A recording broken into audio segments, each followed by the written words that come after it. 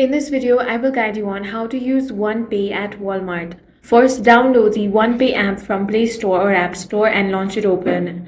Now, you want to sign into your account. Once logged in, link your preferred debit or credit card with your OnePay wallet.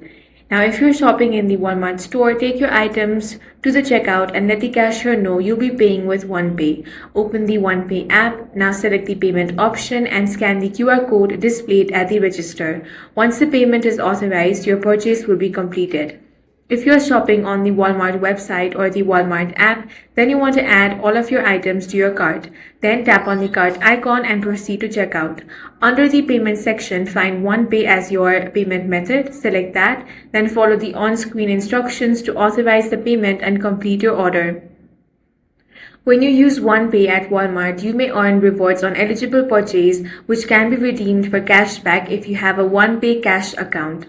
For eligible purchases, you may also see the option to pay over time through OnePay financing option, subject to approval. That's all for this video. If you found it useful, make sure to hit the like button and subscribe for more videos like this.